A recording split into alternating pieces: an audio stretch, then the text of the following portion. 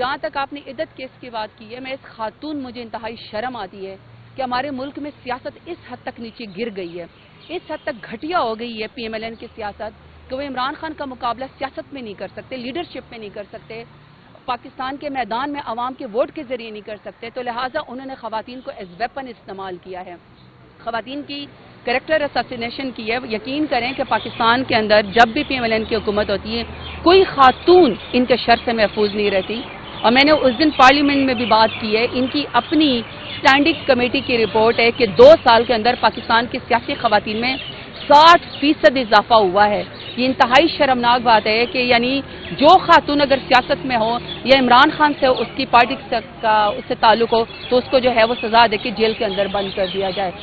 جہاں تک بشرا be be کی بات ہے، صرف بشرا بی بی نہیں، تمام خواتین جو ایک شرعی نکاح کرتی ہے سنت رسول کے اندر، اس بات کی سزا دینا، کیونکہ بشرا بی بی جو ہیں وہ خان صاحب کی بیگم ہے، اور نواز شریف شہباز شریف اتنے گھٹیا ہو گئے ہیں کہ انہوں نے بشرا بی بی کے اوپر بھی قدغن لگا دی ہے، اور جو آرگیومنٹس ہمیں سننے کو ملتے ہیں وہ اس سے بھی زیادہ بدتر ہے، اور کوئی خاتون اس کو سن نہیں سکتی ہے۔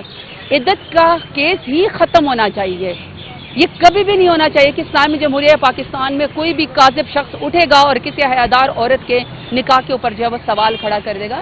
دشمنی میں اس حد تک کبھی بھی نہیں کرنا چاہیے، سیاست کو سیاست سمجھیں، یہ نہ کریں کہ آپ ایک باپردہ خاتون کے اوپر اس طرح الزام لگائیں اور صرف ان کو بیگم صاحبہ، عمران خان کی بیگم صاحبہ ہونے کا جو ہے آپ ان کو سزا دیں۔ تو میں بھی یہی میری خواہش ہے کہ یہ کیس ختم ہو جائے، یہ جان، یہ گند سے ونس اینڈ فار آل جان چھوٹ جائے، اور یہ عہد کر لیں کہ سیاست میں اس طرح کبھی بھی دوبارہ، بلکہ پی ایم ایل این سے بھی آپ کو، میڈیا کو بھی سوال کرنا چاہیے اور تمام پاکستان کے لوگوں کو بھی کرنا چاہیے کہ سیاست کو سیاست سمجھیں، اس کو بدترین دشمنی کی نظر نہ کریں۔ تو یہ عدت کا معاملہ ختم ہونا چاہیے، یہ کیس ختم ہونا چاہیے اور باعزت بری کر دینا چاہیے۔ ساری اخباروں کے اوپر لیکن جو اصل یوم تکبیر کے وارث ہیں ان کی تصویر نظر ہی نہیں آئی، کیا کہیں گے؟ اصل میں جو میں نے آپ کو پہلے کہا تھا نا، 26 سال یہ ہوا تھا کہ ان کے دماغ پہ کوئی چوٹ لگ گئی تھی، ان کی میموری جو ہے وہ واش ہو گئی تھی، یہ سو گئے تھے۔ پھر اس کے بعد چونکہ خان صاحب کے کیس کا فیصلہ ہونا تھا، لہٰذا انہوں نے سوچا کہ کیوں نہ اس دن چھٹی دے دی جائے۔ انہوں نے ایک قومی دن کو بھی، جو پاکستان کا ایک دفاع ہے، جو ڈاکٹر قدیر خان کو اصل میں سلوٹ کرنا چاہیے، اس کو بھی انہوں نے سیاسی کر دیا، متنازع کر دیا، اور اس کا کریڈٹ جو ہے وہ خیر سے نواز شریف یا شہباز شریف کی گود میں۔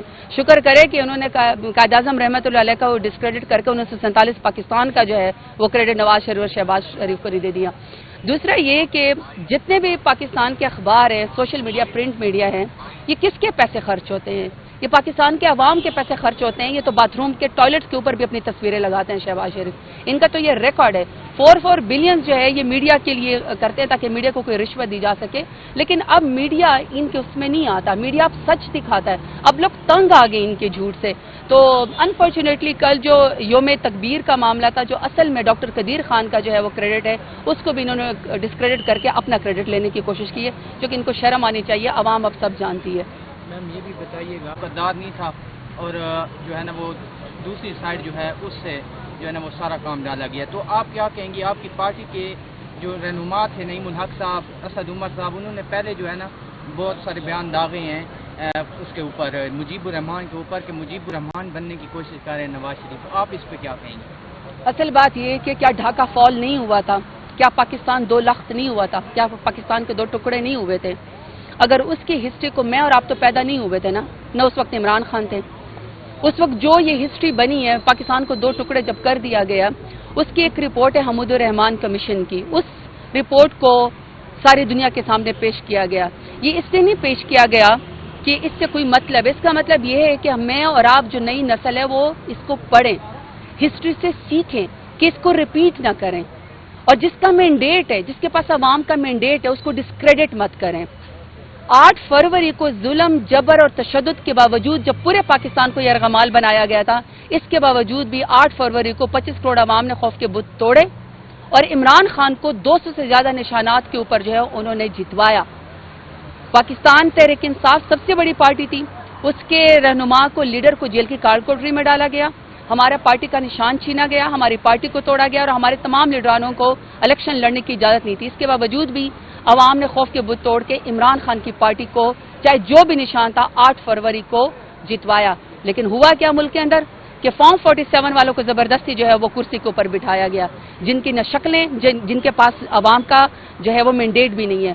تو صرف وہی بات بتائی جا رہی ہے کہ ہسٹری سے سیکھیں کہ جو منتخب شدہ لیڈر ہو، چاہے وہ کوئی بھی ہو، جو وہ عوام نے آپ کو کرسی کے اوپر بٹھایا ہو، اس کو ڈسکریڈٹ مت کریں اور اسی کو کرسی کے اوپر بٹھائے. تو ہسٹری سے سیکھنے کے لیے آپ کو آگے بڑھنا ہوتا ہے. جو قوم اپنی ہسٹری سے نہیں سیکھتی، جو اپنی غلطیاں نہیں مانتی ہیں، پھر وہ مزید غلطیوں کے اوپر غلطیاں کرتی ہے، اور غلطیاں ہو رہی ہیں.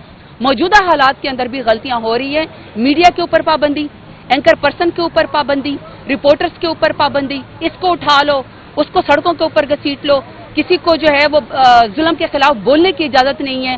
کورٹس کے اندر انصاف کا دروازہ کھٹکھٹا دیتے ہیں. کبھی جو ہے وہ پبلک پروسیکیوٹر نہیں ہوتا، کبھی جو ہے وہ بیماری کا بہانہ بنا دیا جاتا ہے. انصاف نہیں ہونے دیا جا رہا. آج بھی ہم کورٹ کے سامنے کھڑے، میرا خود نام ہے، میرا ECL میں نام ڈالا ہوا ہے، میں اس کے لیے آئی ہوں کہ میرا نام نکالیں. میں 9 مئی کو، جو کہ پھر بار بار کی بات کرتے ہیں، 9 مئی پاکستان تحریک انصاف نے نہیں کیا. اس کا بینیفیشری نواز شریف اور شہباز شریف ہے.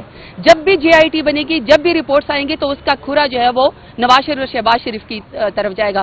ہمیں تو 9 مئی فریم کر کے ہماری تو پارٹی کو ختم کر دیا گیا، ہمارے لیڈر کو جیل کی کال کوٹری میں ڈال دیا گیا. میں 9 مئی کو ڈیرہ غازی خان میں موجود تھی اور پورے پنجاب میں میرے اوپر کیسے، اور آج میرا نام ECL میں ہے. کیا انہوں نے ہمیں مریم نواز سمجھا ہوا ہے؟ کیا انہوں نے ہمیں شہباز شریف نواز شریف سمجھا ہوا ہے کہ ملک سے بگوڑے ہوں گے؟ اگر میرے لیڈر نے ملک سے جانا ہوتا تو وہ بھی 150 روپے کے اسٹامپ پیپر کے اوپر جو ہے وہ ڈیل کر کے تو پلیٹلیٹس گرا کے ملک سے جا چکا ہوتا نا. تو نہ میرا لیڈر ملک سے بھاگا ہے، نہ ہم ملک سے بھاگے. ہم ملک کے اندر کھڑے، تو میں آج بھی کورٹ کا دروازہ کھٹکھٹا رہی ہوں. میرے تمام لیڈران یہیں پر کھڑے ہوتے ہیں ہر روز، یہاں تک کہ خان صاحب کی عزادار بہنیں علیمہ باجی وغیرہ بھی یہاں پہ جو کورٹ کے اندر خوار ہو رہی ہوتی ہیں، انصاف کے متلاشی ہیں. لیکن جس طرح حکومت ڈیلنگ ٹیکٹکس کر رہی ہے، آج بھی انہوں نے ڈیلنگ ٹیکٹک کی ہے، لیکن کب تک؟ وہ کہتے ہیں کہ بکری کی ماں کب تک خیر منائے گی. تو انشاءاللہ حق کا فیصلہ تو آئے گا. آج سائفر میں بھی درخواست کی تھی چیف جسٹس صاحب کی عدالت میں ہم نے، اور انہوں نے پھر منڈے کی تاریخ دی ہے، کیونکہ کل کی چھٹی کی وجہ سے بہت سے کیسز ڈیلے ہوئے ہیں. یوم تکبیر کیونکہ ایک دن بعد ہم بات کر رہے ہیں میڈیا سے، سب کو مبارک ہو. لیکن ایک چیز میں نے فیل کی ہے بطور پاکستانی، سیاست اپنی جگہ وہ ہوتی رہے گی، ہم بھی کریں گے، میاں صاحب بھی کریں گے، زرداری صاحب بھی، لیکن کچھ آئیکنز ایسے ہوتے ہیں جو سب کے ہوتے ہیں. اور پاکستان میں کچھ نام ایسے ہیں جس سے لوگ بہت محبت کرتے ہیں، اور ڈاکٹر عبدالقدیر خان ان میں سے ایک ہیں. کل سرکاری سطح پہ عبدالقدیر خان صاحب کا بالکل ہی کوئی ذکر نہیں تھا. یعنی جس نے یہ سارا کچھ کیا، اس کہانی میں، اس فسانے میں اس کا نام ہی نہیں. ہم اپنے بچوں کو کیا میسج دے رہے ہیں؟ ہمارے ینگ لائرز، جو ہمارے ینگ جو ٹیکنیشینز ہیں، جو سائنسدان ہیں، جو انجینئرز ہیں، جو ہمارے ینگ لوگ ابھی پڑھ رہے ہیں، فزکس پڑھ رہے ہیں، ڈاکٹریٹ کر رہے ہیں، ان کو ہم یہ میسج دے رہے ہیں کہ آپ چاہے پاکستان کے لیے ایٹم بم بھی بنا لیں، لیکن یوم تکبیر ہوگا، سرکاری سطح پہ آپ کا نام تک نہیں آئے گا، آپ کی تصویر تک نہیں آئے گی. آج پاکستان اگر محفوظ ہے، اللہ کے بعد ڈاکٹر عبدالقدیر خان صاحب نے جو کردار ادا کیا اللہ کے حکم سے، قدیر خان صاحب کی قوم جب تک پاکستان ہے تا قیامت رہے گا انشاءاللہ، اور قوم تا قیامت قدیر خان صاحب کی احسان مند رہے گی، کیونکہ ڈاکٹر عبدالقدیر خان صاحب محسن پاکستان ہیں. تو کل بڑا دکھ ہوا کہ ان کو آفیشلی ریکگنائز نہیں کیا گیا، لیکن کوئی بات نہیں. آپ قدیر خان صاحب کا نام نہ دیں، ان کی تصویر نہ چھاپیں، آپ آفیشیل بروشرز میں میاں صاحب کے اور زرداری صاحب کے اور بھٹو صاحب کے سب کے نام دیں، بالکل دیں، ان کا کچھ نہ کچھ جس کا بھی رول ہوگا. لیکن اس تصویر کو کیسے نکالیں گے جو قوم کے دلوں میں ادھر سینوں میں ہے، اور وہ ہے قدیر خان صاحب کی. اسی طرح جس طرح عمران خان صاحب کا نام ہے، آپ ہر جگہ ان کو بین کر رہے ہیں، خان صاحب پہ کیسز کر رہے ہیں، خان صاحب کو نکلنے نہیں دے رہے، لیکن قوم کے دلوں سے نکال نہیں پا رہے. بہرحال حق کی جیت ہوگی، میں ہمیشہ یہ بات کرتا ہوں.